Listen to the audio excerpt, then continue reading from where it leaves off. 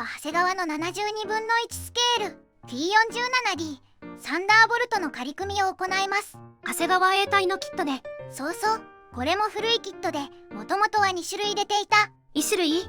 P47D のキャノピーはレザーバックとバブルキャノピーがあって、同じ D 型なのに形状が違うのね。長谷川の72分の1スケールも両方の形状で別々で販売していた。なるほど、ご丁寧にレザーバックと書いてるわね。現行キットはバブルキャノピーが定番として残り、レザーバックは限定でカール品などで再販されている。古いキットってことですが、最初に出たのはいつ頃なの？1974年かな。レザーバックとバブルキャノピーほぼ同時に発売されたのかな。50年前の金型というわけね。どうしてレザーバックは定番落ちしたのかしら。国内で言うとタミヤから決定版が出ている。価格面で長谷川に分があるんだけども、長谷川は税抜き800円でタミヤは1400円で、そうそう、アマゾンで買えばタミヤは1000円前後で買えますね。長谷川も570円となりますけども、このくらいの価格差だとタミヤを選ぶ人が多そう。どうせなら売れそうなバブルキャノピーに長谷川が絞るのも仕方がないのかもね。そうなのだ。国内ではタミヤ以外も出しているの？1964年頃に富士見から出ていたみたい。本当は70分の1スケールだったみたいだけど、72分の1スケールが主流となったので途中で表記を変えたわけね。他には同友社から彩色済みキットも出てます。2017年販売ですが、ホビーボスの OEM のようですね。海外メーカーですとどうでしょうか？1万5000機以上作られた有名な機体、海外メーカーからもたくさん出ています。投稿者が知ってる有名メーカーとなりますが、お願いします。まずはフロックからで1959年、型式の記載はないけどもレザーバックです。なるほど。続いて1963年にレベルから D 型で出た。こちらはバブルキャノピーですね。続いてエアフィックス、1966年に袋キットで発売。エアフィックスはレザーバックね。1967年にはリンドバーグからも出た。こちらは B 型なのね。LL からも1974年に出ている。バブルキャノピーだけど N 型なのね。当年マッチボックスからも出た。これは D 型でレザーバックですね。ふむふむ。1998年にはアカデミーからも出た。レザーバックとバブルキャノピーの両方とも出ているのね。1999年にはレベルの新金型で M 型。リニューアルしたのね。次はイタレリからで2004年。こちらは N 型での発売だった。バブルキャノピーね。2005年にホビーボス、2011年にソードからも出ている。ふむふむ。直近はレベルの OEM でホビー2000、アカデミーの OEM でプレミアムホビーからも出ている。ホビー2000はレベルの新金型ね。まずはパッケージ内容を確認するのだ。お願いします。パッケージイラストは春角雲の上を飛行中の P47 なのだ。排気タービン式下級機を搭載した重戦闘機。お得意の高高度飛行ね。では中身を開けていくのだ。グレーのランナーが3枚、透明パーツが1枚、デカール、組み立て説明書なのだ。塗装図、マーキングは2種類。第57戦闘航空軍、第65戦闘飛行隊所属機、第345戦闘航空軍、第353戦闘飛行隊所属機となる。なるほど。部品点数は35点。部品点数も少なめなのですぐに形になりそうね。では長谷川72分の1スケール P47D サンダーボルトの仮組みを始めるのだ。最初に操縦席なのだ。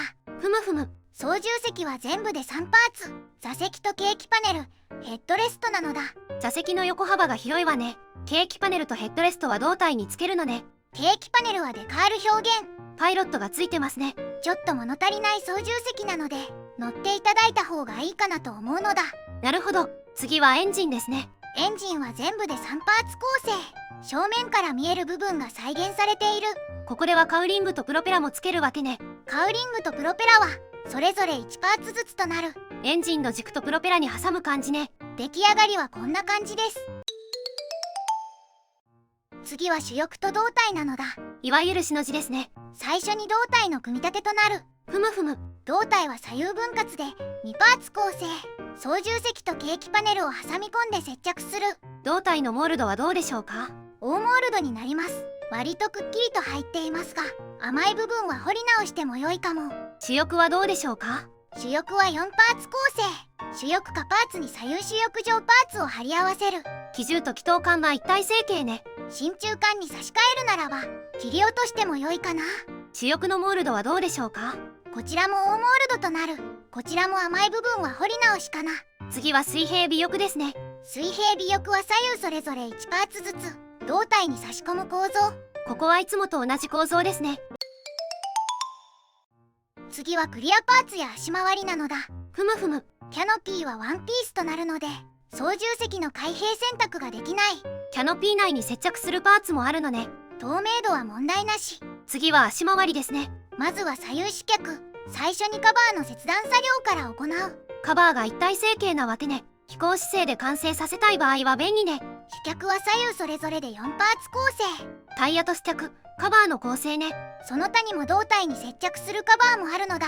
次は尾輪ね。尾輪は一体成形となり1パーツ構成となる。引き込み式なのでカバーもあるわけね。尾輪カバーもデザインナイフなどで分割する必要がある。最後はアクセサリーね。左右主翼下に増装を取り付けられる。増装はそれぞれ2パーツ構成となる。爆弾も取り付けられるのね。爆弾は左右主翼下にそれぞれ1個ずつ吊るせる。最後に総評なのだ。今回は長谷川の72分の1スケール T47D サンダーボルトの仮組みレビューしたのだ。仮組み後の感想はどうでしょうか？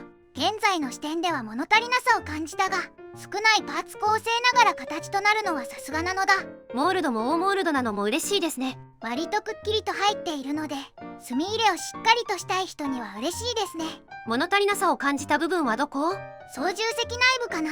広めの操縦席なのでもう少しディテールが欲しかった。この頃の長谷川ですとこのくらいがスタンダードでしたからね。バスタブの頃ですからね。仕方ありません。この後のキットですと操縦桿などが足されていくのかしら。とはいえ値段は800円以下。Amazon ならば送料無料で570円ですからね。たくさん並べたい人にはもってこいのキットね。72分の1スケールはたくさん作って並べて飾るのも楽しみ方の一つですからね。そういったニーズにはすぐに形になる長谷川の古いキットもまだまだ活躍できそうね。その通りなのだ。ではでは動画を最後までご視聴していただきありがとうございますなのだ。チャンネル登録と高評価をお願いしますなのだ。次回以降も飛行機プラモデルのレビューを続けていくのだ。ではバイバイ。